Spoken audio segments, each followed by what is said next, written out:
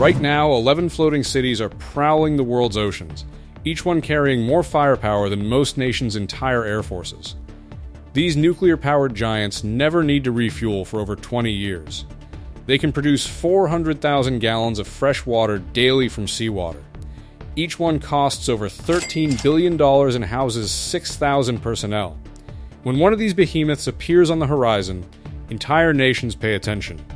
These are the United States Navy's aircraft carriers, and they represent the most concentrated display of military power ever created by mankind. But what makes these steel leviathans so unstoppable? What secret technologies lurk beneath their flight decks?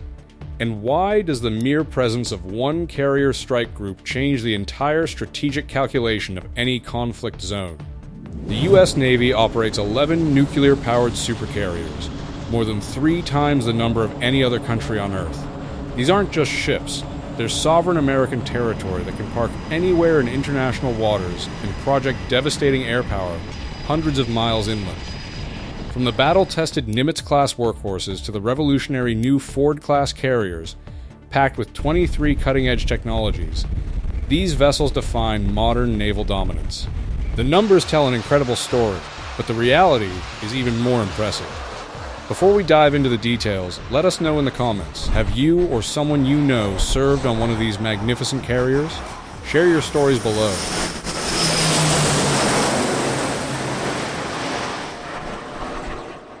Main content begins.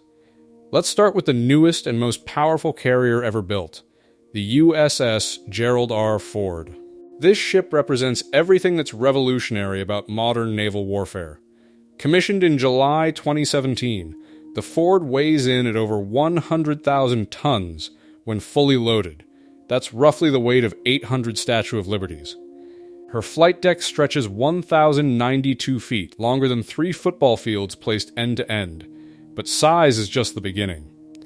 The Ford class introduces game-changing technology that fundamentally alters how carriers operate. The most visible innovation is the Electromagnetic Aircraft Launch System, known as EMALS. For over 70 years, carriers used steam catapults to hurl aircraft into the sky. Steam works, but it's brutal on airframes, requires massive maintenance, and can't adjust smoothly for different aircraft weights. EMALS changes everything. Using electromagnetic induction, it accelerates aircraft smoothly and precisely. This means less stress on the airframe, which extends the life of expensive fighter jets. It also means the Ford can launch everything from heavy strike fighters to lightweight drones without modification. The numbers are staggering. While Nimitz-Class carriers can generate about 150 sorties per day, the Ford can push that to over 270 sorties during surge operations. That's a 25% increase in combat power from the same size deck. When you're projecting air power into hostile territory, that extra capability can determine the outcome of entire campaigns. The advanced arresting gear works the same magic on the recovery side. Traditional arresting cables use hydraulics, which are hard to fine-tune. The new system uses water turbines and electromagnetic braking, allowing it to safely catch both heavyweight fighters returning with full bomb loads and lightweight unmanned aircraft, all without manual reconfiguration. Here's something that often gets overlooked. The Ford generates 250% more electrical power than Nimitz-Class carriers. Why does this matter? Because the future of naval warfare is energy-intensive. Directed energy weapons, electromagnetic railguns, advanced radar systems, electronic warfare suites, all of these consume enormous amounts of electricity. The Ford was designed with enough reserve power to run all current systems using only half its generation capacity. That leaves massive headroom for weapons we haven't even invented yet. The crew reduction is equally impressive. A Nimitz-Class carrier requires about 5,000 crew members. The Ford operates with approximately 4,000, saving about 1,000 billets. Over the ship's 50-year service life, that reduction saves billions in personnel costs, not to mention reduced demand for food, berthing, and life support systems. But here's what really separates the Ford from everything that came before: her weapons elevators. This might sound mundane, but it's absolutely critical. The old cable-driven elevators moved slowly and broke down frequently. The Ford uses 11 electromagnetic elevators that move munitions from deep magazines to the flight deck 3 times faster. In combat, when aircraft are burning through missiles and bombs at incredible rates, those extra minutes matter. During the Ford's recent deployment, she expended 78 tons of ordnance and completed over 1,250 sorties without a hitch. Speaking of recent operations, as of January 2026, the USS Gerald R. Ford is operating in the Caribbean Sea, conducting Operation Southern Spear. With 4,000 sailors and dozens of aircraft aboard, she's supporting homeland defense and counter-drug operations. Her presence alone sends an unmistakable message. American power can appear anywhere, anytime. Quick question for you. Do you think aircraft carriers are still relevant in the age of missiles and drones? Drop your answer in the comments. Before we continue, please take a second to like this video and subscribe to our channel. Over 98% of viewers watch without subscribing. It costs you nothing, but makes a huge difference to us. Your support helps us bring more content like this. Now, while the Ford represents the future, the Nimitz-Class carriers remain the backbone of American naval power. These 10 proven warriors have been the gold standard since 1975, and they're not going anywhere soon. The Nimitz-Class story begins with USS Nimitz herself, commissioned on May 3, 1975. Named after Fleet Admiral Chester W. Nimitz, the legendary Pacific commander from World War II, she set the template for modern supercarrier design. All 10 Nimitz-Class carriers were built by Huntington Ingalls Industries Newport News Shipbuilding in Virginia, the only shipyard in America capable of constructing nuclear supercarriers. These ships are engineering marvels. Each displaces between 102,000 and 104,000 tons fully loaded. They measure 1,092 feet long, with a flight deck width of 252 feet. Powered by 2 A4W nuclear reactors generating approximately 260,000 shaft horsepower, they can exceed 30 knots. Their actual top speed remains classified, but naval experts estimate they can push 33 to 35 knots when needed. The nuclear propulsion gives them virtually unlimited range. Each reactor core lasts 20 to 25 years before requiring refueling. During that quarter century, a Nimitz-Class carrier can circle the globe countless times without ever stopping for fuel. She can make 400,000 gallons of fresh drinking water daily from seawater. She carries 3 million gallons of jet fuel for her aircraft and escorts, plus enough food and supplies to operate for 90 days without replenishment. The air wing is where the real power lives. A typical Nimitz-Class carrier embarks 64 to 90 aircraft, though her hangars and deck can theoretically accommodate up to 130 Hornet-sized aircraft. The current standard air wing includes 44 strike fighters, a mix of FA-18EF Super Hornets, and F-35C Lightning II stealth fighters. Add electronic warfare E-18G Growlers, E-2D Advanced Hawkeye Early Warning Aircraft, MH-60 Seahawk helicopters for anti-submarine warfare, and you've got a complete, self-contained Air Force that would rank among the top 20 Air Forces globally. Let's talk about those Super Hornets for a moment. The FA-18EF entered service in 1999 and has become the workhorse of carrier aviation. These twin-engine multi-role fighters can exceed Mach 1.8, carry 11,000 pounds of weapons across 11 hardpoints, and perform air-to-air combat, air-to-ground strikes, reconnaissance, and even aerial refueling. With a combat radius of 1,275 nautical miles, they can strike targets deep inland while the carrier remains safely over the horizon.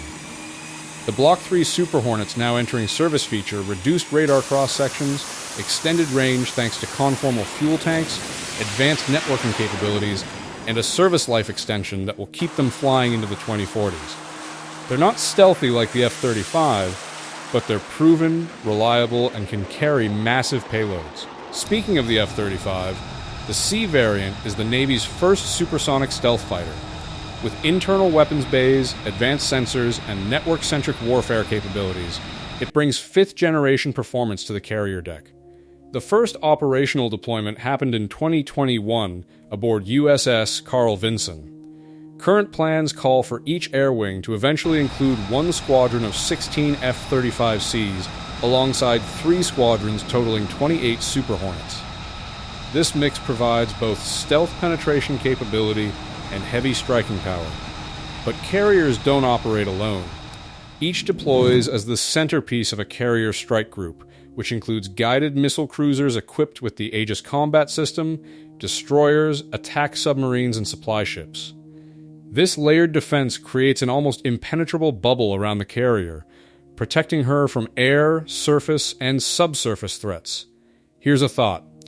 Which aircraft do you think is more important? The stealthy F-35 or the versatile Super Hornet?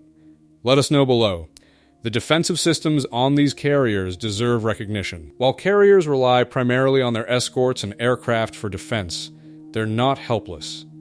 Nimitz-Class ships carry RIM-7 Sea Sparrow or RIM-162 evolved Sea Sparrow missiles for anti-aircraft and anti-missile defense. They mount 2 to 3 phalanx close-in weapon systems. These are radar-guided 20mm Gatling guns that can fire 3,000 rounds per minute, creating a literal wall of lead to destroy incoming missiles in their final seconds of flight.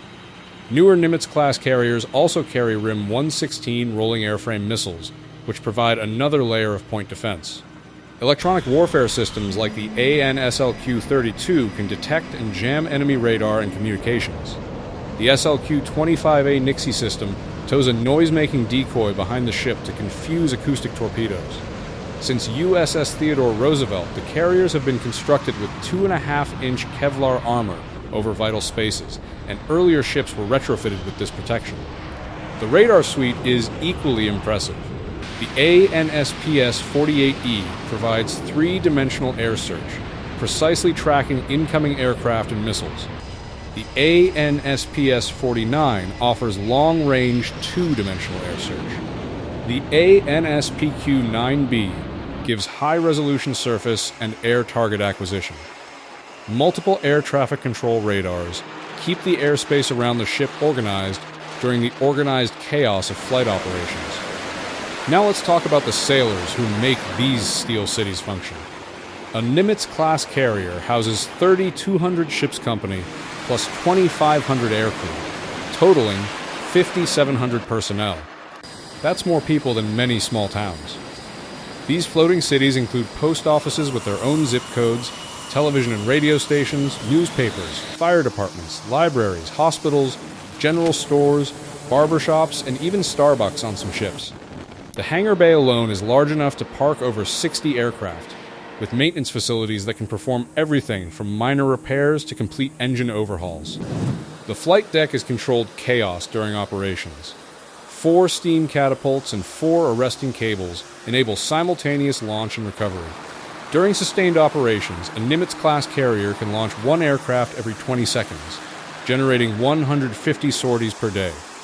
The organized precision required to safely operate a 25-ton fighter jet on a moving, pitching deck at night, in bad weather, is a testament to the skill and professionalism of our Navy's sailors. As of right now, the oldest carrier in service is USS Nimitz herself. Commissioned in 1975, she returned from her final deployment in December 2025 and is scheduled for deactivation in May 2026. After 51 years of service, she'll retire as an unequaled combat veteran. Her replacement? The second Ford-class carrier, USS John F. Kennedy, though her delivery has been delayed from 2025 to 2027 due to technical challenges with the advanced arresting gear and weapons elevators. This creates a potential problem. The Navy is required by law to maintain 11 carriers. With Nimitz retiring and Kennedy delayed, the fleet could temporarily drop to 10 carriers. To prevent this gap, USS Dwight D. Eisenhower, originally scheduled to retire in 2026, will now serve until 2030. These service life extensions aren't cheap. Older ships require more maintenance and operate less efficiently, but they're necessary to maintain America's global commitments. One more question. Should the Navy build more carriers or invest in other types of ships? We'd love to hear your thoughts. Looking forward, the Navy has an ambitious plan. 3 more Ford-class carriers are under construction. USS Enterprise CVN-80, expected in 2030, USS Doris Miller, CVN-81, part of a dual-buy contract that will save approximately $4 billion, and 2 more announced carriers, USS William J. Clinton, CVN-82, and USS George W. Bush, CVN-83. The ultimate goal is 10 Ford-class carriers that will completely replace the Nimitz-Class on a one-for-one basis by the 2050s. But we must acknowledge the challenges. Each Ford-class carrier costs over $13 billion, making them the most expensive warships ever built. When you factor in research and development, the total program cost approaches $120 billion. Critics argue this concentrates too much striking power and too many eggs in too few baskets. A single carrier represents a massive investment that could theoretically be threatened by advanced anti-ship missiles. Yet this argument misses the bigger picture. No other weapon system can match a carrier's combination of mobility, firepower, sustainability, and political impact.